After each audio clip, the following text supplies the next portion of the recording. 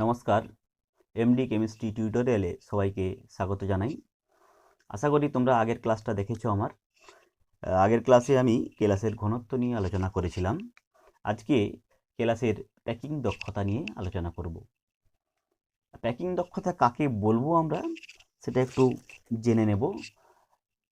Packing দক্ষতা বলতে সেটাই আমরা জানি যে কোনো একক কোষের মোট আয়তনের যত ভগ্নাংশ উক্ত কোষের কণা বা কণাগুলি দ্বারা অধিকৃত থাকে তাকে ওই একক কোষের প্যাকিং দক্ষতা বলে। তাহলে ব্যাপারটা কি হলো?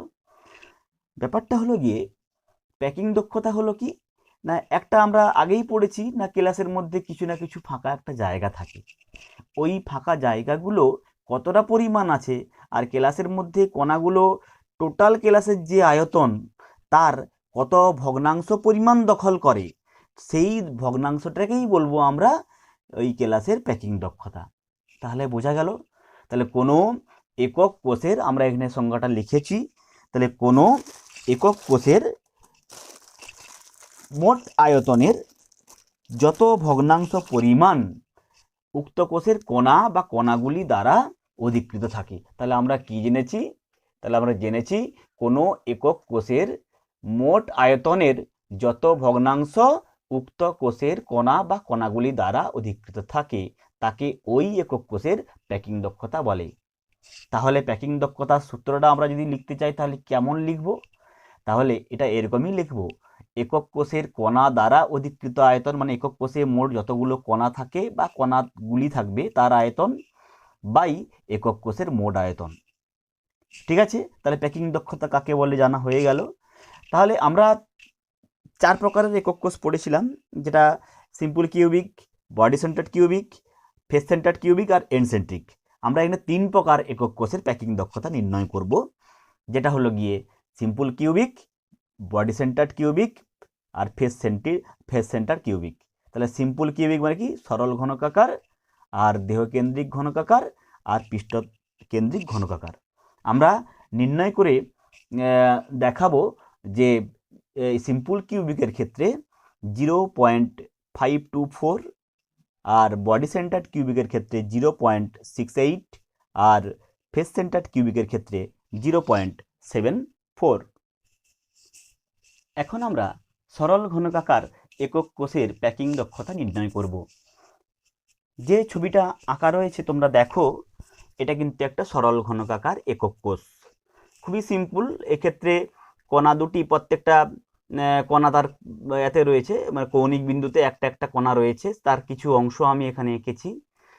জাস্ট যদি আমরা ভেতরের অ্যাকচুয়াল যে গঠনটা যদি দেখি, এক্ষেত্রে দুটো কণা, দুটো মানে যে কৌণিক বিন্দুতে যে কণাগুলো অবস্থান করে তারা কিন্তু পাশাপাশি স্পর্শ করে থাকে। বুঝতে পেরেছো? তাহলে কি বললাম যে এই যে এই কোণে একটা গোলাকার কণা রয়েছে, এক্ষেত্রে কণাগুলোকে গোলাকার হিসাবে, গোলক হিসেবে কল্পনা করা হয়, এবং এই গোলকগুলি যে মানে কৌণিক বিন্দুতে থাকে, এই কৌণিক বিন্দু তে উপস্থিত কণাগুলো কি হয়, প্রত্যেকটা কিন্তু স্পর্শ করে থাকে প্রত্যেকটা। এখন এই গোলকটা, এখানে যে গোলকটা আছে তার যদি ব্যাসার্ধ আর হয়, আবার এখানে যদি টোটাল যে এটা মানে গোলকটা রয়েছে তার যদি ব্যাসার্ধ আর হয়, তাহলে এই গোলকের এবং এই গোলকের টোটাল ব্যাসার্ধ টোটাল কত হবে? 2r। তাহলে টোটাল এই যে এইখানে এই যে মেন যে এটা মানে এটা রয়েছে, ঘনকটা রয়েছে, একক কোষটা রয়েছে, সরল ঘনকাকার একক কোষটা, এই মোট সরল ঘনকাকার একক কোষের মোট একটা একটা কিনারার দৈর্ঘ্য হচ্ছে কত? a। তাহলে আমরা বলতে পারি কি a সমান 2r। তাহলে আবার ব্যাপারটা বলছি, তাহলে সরল ঘনকাকার একক কোষের ক্ষেত্রে আমরা কি বৈশিষ্ট্য দেখেছিলাম আগে? না, প্রত্যেকটি কৌণিক বিন্দুতে একটা করে গোলক অবস্থান করে, গোলকাকার কণা। প্রত্যেকটা কণার কিন্তু প্রত্যেকের সঙ্গে এখানে টাচ অবস্থায় রয়েছে, মানে প্রত্যেকটা কণা কিন্তু এখানে কি রয়েছে না, পার্শ্ববর্তী যে কণাটা রয়েছে তাদের সঙ্গে স্পর্শ করে আছে। তার মানে কি এই একটা একটা কিন্তু কিনারার দৈর্ঘ্য কত হবে? 2r। এটা যদি আমরা a ধরি তাহলে a সমান 2r। আমরা আমাদের উদ্দেশ্য কি? আমরা কিন্তু প্যাকিং দক্ষতা নির্ণয় করব। এখানে প্যাকিং দক্ষতা সমান আমরা কি জানি? প্যাকিং দক্ষতা সমান জানি কিন্তু এখানে কণাগুলি দ্বারা অধিকৃত মোট আয়তন বাই একক কোষটার মোট আয়তন। মানে এখানে টোটাল এক্ষেত্রে প্রতি একক কোষে কণার সংখ্যা কত? 1। তাহলে এই ঘনকাকার একক কোষে, সরল ঘনকাকার একক কোষে কিন্তু একক কোষে, প্রতি একক কোষে কণার সংখ্যা কিন্তু 1। ঠিক আছে। এইবার এই যে একটি কণার আয়তন, এখানে টোটাল একটা কণা, এখানে প্রত্যেকটা কণাকে আমরা গোলক হিসেবে বলেছি, সেই জন্য এটা গোলকের আয়তনের সূত্রটা কিন্তু এখানে এক মানে কাজে লাগবে। অতএব একটি কণার আয়তন কত? 4/3 পাই আর কিউ। আর যেখানে কিন্তু একটা কণার ব্যাসার্ধ ধরেছি, আগেই বলে দিয়েছি। হ্যাঁ, এবার একক কোষটার মোট আয়তন, যেহেতু একক কোষটা একটা সরল ঘনক, তাহলে এই যে একক কোষটা যেহেতু সরল ঘনক, তাহলে প্রত্যেকটা কিনারার দৈর্ঘ্য আমরা কত ধরেছি? এ। তাহলে মোট ঘনকের আয়তন কত? তার কিনারার হোল কিউ, যে কিনারাগুলোর দৈর্ঘ্য তার হোল কিউ। অতএব এ ইজিক্যাল টু আমরা জানি 2r, এখনই বললাম এই এ সমান 2r, এইটা সমান 2r, অতএব 2r এর হোল কিউ সমান 8r কিউ। ঠিক আছে। অতএব প্যাকিং দক্ষতা সমান কি করলাম? কণাগুলি দ্বারা, এখানে একটা কণার দ্বারা অধিকৃত আয়তন, হ্যাঁ, অতএব একটা কণার আয়তন বাই একক কোষের মোট আয়তন, এটা আমরা করেছি। তার মানে একক কোষটা কত, একক কোষের মোট আয়তন কত বের করেছিলাম? 8r Q. আর কিন্তু একক কোষের মোট আয়তন আমরা বের করেছিলাম কত? 8r Q. আর একটি কণার আয়তন হচ্ছে কত? 4/3 পাই আর কিউ। এই দুটোর অনুপাত করলে 0.524 এইটা আসবে। অতএব সরল ঘনকাকার একক কোষের প্যাকিং দক্ষতা কত হলো? 0.524। এবং কণাগুলি দ্বারা অধিকৃত শতকরা আয়তন, হ্যাঁ, তাহলে কণাগুলি দ্বারা অধিকৃত শতকরা আয়তন কত হবে? এটাকে 100 দিয়ে গুণ করলে 52.4%। অতএব এক্ষেত্রে কণাগুলি দ্বারা অধিকৃত মোট আয়তন কত হলো? 52.4%। তাহলে খালি স্থান কত? 100 থেকে বিয়োগ করলেই পাওয়া যাবে 47.6% হবে। এখানে খালি মানে ফাঁকা স্থানের সংখ্যা, মানে ফাঁকা স্থানের পরিমাণটা, এখানে ফাঁকা স্থানের পরিমাণটা কত হবে? মানে শতকরা মাত্রা কত হবে? 100 থেকে বিয়োগ করলে মানে 47.6। ঠিক আছে। অতএব আমরা এখানে কি শিখলাম? সরল ঘনকাকার একক কোষের কিভাবে প্যাকিং দক্ষতা নির্ণয় করতে হয় সেটা শিখলাম। আমরা সরল ঘনকাকার একক কোষের প্যাকিং দক্ষতা নির্ণয় করলাম। এরপর আমরা দেহকেন্দ্রিক ঘনকাকার একক কোষের প্যাকিং দক্ষতা নির্ণয় করব। ঠিক আছে। আমরা জানি দেহকেন্দ্রিক ঘনকাকার একক কোষের প্রতি একক কোষে কণার সংখ্যা কত? 2। তাহলে এখানে কণাগুলোকে গোলকের ন্যায় কল্পনা করা হয়, গোলক। তাহলে একটা কণার যদি ব্যাসার্ধ আর হয়, তাহলে এক্ষেত্রে দুটি কণার মোট আয়তন কত হবে? দুটি কণা দ্বারা মোট অধিকৃত আয়তন 2 × 4/3 পাই আর কিউ। তাহলে কত হলো এটা? এটা হবে হচ্ছে 8/3 পাই আর কিউ। এখন চলে আসবো এই গঠনটাতে, চলে আসবো একটু। এখন দেখতে পাচ্ছি এখানে একটা এই এ কৌণিক বিন্দু এবং ডি কৌণিক বিন্দু আমরা যুক্ত করেছি। দেহকেন্দ্রিকের ক্ষেত্রে আমরা বৈশিষ্ট্য জানি, হ্যাঁ, এই দেহকেন্দ্রিকের ক্ষেত্রে একটা কণা দেহের কেন্দ্রে কিন্তু রয়েছে। তাহলে এই যে কণাটা রয়েছে এটা দেহের কেন্দ্র দিয়ে, এই জন্য আমরা কি করেছি না এ এবং ডি কৌণিক বিন্দু যোগ করেছি। তাহলে এখানে এর অর্ধেকটা রয়েছে মানে আর, এখানে তার ব্যাসার্ধটা হবে এটা আর, আর এখানে দেহের মাঝখান দিয়ে যেহেতু এটা গেছে সেই জন্য তাহলে পুরো কোণাটাকে এটা পাচ্ছে, তার মানে এটা 2r। আর এখানে আর একটা কণার অর্ধেক মানে ব্যাসার্ধটা পাচ্ছে, তাহলে এটাও আর। তার মানে এ ডি টোটাল লেন্থটা কত হলো? টোটাল লেন্থটা হলো কত গিয়ে? 4r। বুঝতে পারলে? তাহলে এডি এর দৈর্ঘ্য টোটাল কত হলো? 4r। এটা আমরা জাস্ট একটু বলে রাখলাম আমি, পরে এটা কাজে লাগবে, এটা কিন্তু মনে রাখবে এটা। এবার চলে আসছি আমরা, এই দেখো এই যে এ, এই পয়েন্টটার নাম আমি এ দিয়েছি, এই পয়েন্টটার নাম বি দিয়েছি, এটা সি। তাহলে এই এ বি সি ত্রিভুজের মধ্যে আমরা এটা দেখতেই পাচ্ছি, এটা একটা সমকোণী ত্রিভুজ। হ্যাঁ, এই সমকোণী ত্রিভুজের এই এসিটা হচ্ছে কি? এসিটা হচ্ছে অতিভুজ। তাহলে এসি সমান √AB² + BC²। ঠিক আছে। এই এবি মানে কত? এ, আর এটাও এ। অতএব এর যেহেতু প্রত্যেকটা কিনারার দৈর্ঘ্য এ রয়েছে, ওই জন্য আমরা A² + A², এবি এর দৈর্ঘ্যও এ এবং বিসি এর দৈর্ঘ্যও এ। তাহলে সমান কত হলো? এটা √2a হিসাব করলে হলো। এবার দেখো এই যে ACD, এরপরে আমরা এই ত্রিভুজটার কথা একটু ভাববো, ACD। তাহলে ACD ব্যাপারটা কি দাঁড়াবে এখানে? তাহলে এখানে হচ্ছে এই এডিটা আমার দরকার। কেন না? আর এবং এ এর সঙ্গে সম্পর্কটা আমার নির্ণয় করাটা খুব আবশ্যক। কেন? এ যদি না নির্ণয় করতে পারি তাহলে এই একক কোষটার আয়তন আমরা নির্ণয় করতে পারবো না। এটাই আমাদের মূল লক্ষ্য, যে এ এবং আর এর মধ্যে সম্পর্কটা নির্ণয় করে একটা টার্মে নিয়ে এসে এটাকে ভাগ করব। এই জন্য আমার এত সব করা, ঠিক আছে। তার মানে কি এই এডি সমান কত, এডি সমান 4r, এটা আমরা আগে হিসাব করে নিয়েছি। তাহলে এই এ সি ডি ত্রিভুজের ক্ষেত্রে আমরা কি জানি কোনটা অতিভুজ, এডিটাও কিন্তু অতিভুজ। তাহলে এডি সমান কত, হ্যাঁ এডি সমান √AC² প্লাস সিডি স্কোয়ার, সেটাই আমি লিখেছি, AC² √AC² plus CD square. এসিটা তো আগে আমরা নির্ণয় করেছি কত, √2a এর হোল স্কোয়ার প্লাস এই সিডি সমান কত, এটাও এ। তাহলে বোঝা গেল। তাহলে এটাও প্রত্যেকটা যেহেতু ঘনকের বাহু মানে যে এজের দৈর্ঘ্য প্রত্যেকটা কিনারার দৈর্ঘ্য কত এ ধরেছি, সেই জন্য এই সিডিটাও এ হবে। অতএব এই সিডিটা এ আমরা করে এটা তাহলে হিসাব করলে কত হবে, √3a।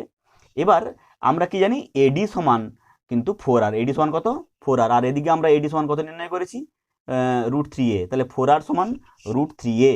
এইভাবে কিন্তু আমরা টোটাল সম্পর্কটা বের করলাম। তাহলে a = কত, 4r/√3। এবার চলে যাও আমরা প্যাকিং দক্ষতা নির্ণয় করতে চলে যাবো আমরা, ঠিক আছে। তার মানে প্যাকিং দক্ষতা সমান কত, 8/3πr³ মানে 8/3πr³ কোথা থেকে নিয়ে এলাম, তাহলে প্যাকিং দক্ষতা সমান আমি আগের সংজ্ঞাটা কি বলেছিলাম, কণাগুলি দ্বারা অধিকৃত আয়তন বাই কোষ্টার একক কোষ্টার মোট আয়তন। তাহলে এখানে কণাগুলি কটা কণা রয়েছে, দুটো কণা, দুটো কণার আয়তন কত নির্ণয় করেছি 8/3πr³, ঠিক আছে। আর বাই এই একক কোষ্টার মোট আয়তন, একক কোষ্টার মোট আয়তন কত AQ, এর মান কত নির্ণয় করেছি 4r/√3। আমরা কি জানি এখানে প্যাকিং দক্ষতা মানে কি না, এখানে একক কোষের মধ্যে কণাগুলি দ্বারা অধিকৃত আয়তন বাই একক কোষটার মোট আয়তন। আমরা এখানে যেহেতু প্রতি একক কোষে কণার সংখ্যা দুটো, তাই দুটো কণার আয়তন আমরা কত পেয়েছি 8/3πr³ এবং একক কোষটার মোট আয়তন কত AQ। তাহলে এই জিগালটা আমরা তো অলরেডি নির্ণয় করে ফেলেছি এখানে 4r/√3, তাহলে 4r/√3 whole Q by 8/3πr³, মানে কত হচ্ছে এটা হিসাব করলে দাঁড়াবে কত 0.68। অতএব দেহকেন্দ্রিক ঘনকাকার একক কোষের প্যাকিং দক্ষতা কত 0.68। তাহলে বোঝা গেল। অতএব এক্ষেত্রে কণাগুলি টোটাল আয়তনের শতকরা কত আয়তন কত পার্সেন্ট দখল করে, এটাকে যদি আমরা 100 দিয়ে গুণ করি 0.68 × 100 মানে 68%। এটা সবাই আমরা মানে বুঝতে পারলাম যে কত পার্সেন্ট এই কণাগুলো অধিকার করে থাকে দেহকেন্দ্রিকের ক্ষেত্রে 0.68 × 100, তার মানে কত পার্সেন্ট ফাঁকা থাকে, 68% কণাগুলো দখল করে আছে। আর তাহলে ফাঁকা কত পার্সেন্ট রয়েছে, 100 থেকে 68 বিয়োগ করে দিলে যেটা আসবে সেটাই, তার মানে এটা ফাঁকা স্থান হবে হচ্ছে 32% অনলি, ঠিক আছে। এটাই হচ্ছে দেহকেন্দ্রিক একক কোষের টোটাল প্যাকিং দক্ষতা। এইবার পৃষ্ঠকেন্দ্রিক একক কোষের প্যাকিং দক্ষতা নির্ণয় করব। এক্ষেত্রে প্রতি একক কোষের কণার সংখ্যা কত 4, তাহলে যেহেতু এখানে প্রতি একক কোষে কণার সংখ্যা কত হবে 4, কেন 4 হয় সেটা আমি একটু আরও একবার ডিসকাস করে দিচ্ছি। এখানে প্রতি পৃষ্ঠতলে একটা কণা রয়েছে আর 8টা কর্নারে 8টা রয়েছে, তাহলে পৃষ্ঠতলের মাঝখানে একটা করে কণা রয়েছে, সেই জন্য এটা পৃষ্ঠকেন্দ্রিক বলা হয়। আমি সবগুলো আঁকিনি, যেটুকু আমার প্রয়োজন সেটুকুই আমি কিন্তু এঁকেছি এখানে, ঠিক আছে। এখানে 8টা কর্নারেও রয়েছে আর প্রত্যেকটা পৃষ্ঠতলের মাঝখানেও কিন্তু রয়েছে, ঠিক আছে। অতএব এখানে পৃষ্ঠতলটার প্রত্যেকটা পৃষ্ঠতলের অবদান হচ্ছে 1/2, তার মানে 6টা পৃষ্ঠতল, 6 × 1/2 মানে 3, আর 8টা কর্নারের জন্য টোটাল কিন্তু 1/8 × 8 মানে 1, টোটাল পৃষ্ঠতল মোট একক প্রতি একক কোষে কণার সংখ্যা তাহলে কত হচ্ছে 4। তাহলে এক্ষেত্রে তাহলে একটা যে একক কোষে মোট মানে কতগুলো করে কণা রয়েছে, 4টা কণা রয়েছে। অতএব 4টা কণা দ্বারা অধিকৃত মোট আয়তন কত হবে, মোট আয়তন হবে একটা কণার আয়তন আমরা জানি 4/3πr³, তাহলে 4 × 4/3πr³ মানে 16/3πr³। তাহলে বোঝা গেছে। তাহলে এখানে আমরা কি বললাম, পৃষ্ঠকেন্দ্রিক একক কোষের প্রতি একক কোষে কণার সংখ্যা হচ্ছে 4, তাহলে এক্ষেত্রে 4টি কণা দ্বারা অধিকৃত মোট আয়তন কত হবে, তাহলে 4 × 4/3πr³ মানে কি 16/3πr³। এইবার এই যে ত্রিভুজ আমরা এই যে BCD ত্রিভুজ মানে কি BCD ত্রিভুজ, এই বাহুটাও এ, এই বাহুটা প্রত্যেকটা বাহু কিন্তু সমান, এখানেও এ রয়েছে। মানে এখানে এই যে এই কৌণিক বিন্দুতে এই যে কোণাটা রয়েছে এবং এই কোণাটা রয়েছে এবং এই পৃষ্ঠতলের মাঝখানে যে কোণাটা রয়েছে সে পরস্পর টাচ অবস্থায় রয়েছে, হ্যাঁ পরস্পর স্পর্শ করে রয়েছে। এই জন্য টোটাল এই বি এবং সি যদি কর্ণকে আমরা এই পৃষ্ঠতলের কর্ণকে যদি যোগ করি তাহলে আমরা এই BC সমান কত আসবে 4r। তাহলে বোঝা গেছে, তাহলে BC সমান কত আসবে 4r। এই BCটা আমরা নির্ণয় করবো অ্যাকচুয়ালি। তাহলে BC সমান আমরা এইটা একটা BCD একটা সমকোণী ত্রিভুজ, তাহলে BC সমান কি হবে BD² √BD² প্লাস CD², বোঝা গেছে? যেহেতু এটা একটা সমকোণী ত্রিভুজ, অতএব এই বাহুটা সমান রুট ওভার এটা স্কোয়ার প্লাস এই বাহুটা স্কোয়ার, মানে সেটাই পেলাম, বিসি সমান BD square plus CD square. ঠিক আছে, এই যে পেলাম, তাহলে এটা সমান এটাও এ, অতএব এ স্কোয়ার প্লাস এ স্কোয়ার, মানে এখানে হিসাব করলে কত হবে, তাহলে হিসাব করলে এটা দাঁড়াবে √2 ইন্টু এ। আবার আমরা এখানে পেয়েছিলাম কি, বিসি সমান কি পেয়েছিলাম, হ্যাঁ বিসি সমান পেয়েছিলাম 4r, অতএব 4r সমান তাহলে কত হবে, 4r সমান √2a। আমরা বিসি সমান এখানে মানে কত পেয়েছি, এখানে √2a পেয়েছি, তাহলে বিসি সমান, অতএব 4r সমান কত হবে √2a, অতএব এ সমান কত হবে 4r বাই √2, মানে এ সমান 2√2r। অতএব এক্ষেত্রে একক কোষ্ঠীর মোট আয়তন কত হবে, এটা জানি আমরা, এ কিউ, মানে এ মানে কত 2√2r, 2√2r এর হোল কিউ। অতএব প্যাকিং দক্ষতা কত হবে, কণাগুলি দ্বারা অধিকৃত আয়তন মোট, তাহলে কত হয় সেটা হিসাব করেছিলাম 16 পাই আর কিউ বাই, এখানে হিসাব করলাম এ কিউ, একক কোষ্ঠের মোট আয়তন 2√2r এর হোল কিউ, মানে 0.74। এটা হিসাব করলে ভালো করে একটু প্র্যাকটিস করলেই এটা কিন্তু সহজেই করা যায়। প্রায় পরে এই তিনটা যে বললাম, সিম্পল কিউবিক, দেহকেন্দ্রিক এবং পৃষ্ঠকেন্দ্রিক, এইগুলো মানে এইগুলো অল্টারনেটিভলি ইয়ারে উচ্চ মাধ্যমিকের ফাইনাল পরীক্ষায় সব সময় পড়ে, ক্লাস 12-এর, হ্যাঁ সব সময় কিন্তু পড়ে, যে কোনো একটা মানে দেয়, এবং এখানে যে কোনো একটা প্রবলেম যে কোনো সময়, এই সম্পর্কগুলো তোমাদের প্রত্যেক ক্ষেত্রে সম্পর্কগুলো মনে রাখতে হয়। সিম্পল কিউবিক এবং দেহকেন্দ্রিক এবং পৃষ্ঠকেন্দ্রিকের প্রত্যেকটা সম্পর্কগুলো একটু মনে রাখতে হয়। সম্পর্কগুলো মনে রাখলে কিন্তু তোমরা সহজেই যে কোনো প্রবলেম সলভ করতে পারবে। তাহলে সরল ঘনকাকার একক কোষের আর এবং এর মধ্যে সম্পর্কটা কি পেয়েছিলাম আমরা, এ সমান 2r পেয়েছিলাম। এবং দেহকেন্দ্রিকের ক্ষেত্রে কি পেয়েছিলাম, এ ইজিক্যাল টু 4r বাই √3, কি তাই তো, এ ইজিক্যাল টু 4r বাই √3, এবং পৃষ্ঠকেন্দ্রিকের ক্ষেত্রে সেটা পেলাম এ ইজিক্যাল টু 2√2r। তাহলে টোটাল সিম্পল কিউবিকের ক্ষেত্রে যে একক কোষের প্যাকিং দক্ষতা কত পেয়েছিলাম 0.524, আর আগে এর পরে যেটা নির্ণয় করেছিলাম দেহকেন্দ্রিকের ক্ষেত্রে সেটা কত পেয়েছিলাম 0.68, ঠিক আছে, এবং এক্ষেত্রে পেলাম 0.74। আজকে এটুকুই আলোচনা করলাম। তোমরা ভালো করে এগুলো প্র্যাকটিস করো, এবং এগুলো প্র্যাকটিস করে যেন না দেখে এই প্রমাণগুলো করতে পারো। ভালো করে ডিটেলসে পড়ো, বইটা পড়ো, বইয়ে আরও অনেক কিছু তথ্য পাবে। আমি জাস্ট যেগুলো বোঝানোর ব্যাপার আছে সেইগুলোই আলোচনা করে দিচ্ছি। হ্যাঁ, সবাই কিন্তু ভালো করে বাড়িতে থাকো, ভালো করে থাকো, সেফ থাকো। হ্যাঁ, বাড়ি থেকে পড়াশোনা করো, নিয়মিত পড়াশোনা করো, পড়াশোনাটা প্রত্যেক দিন চালিয়ে যাও। আশা করি তোমরা তোমাদের লক্ষ্যে পৌঁছাতে পারবে। নমস্কার, এই বলে আমি আমার আজকের ক্লাস শেষ করলাম।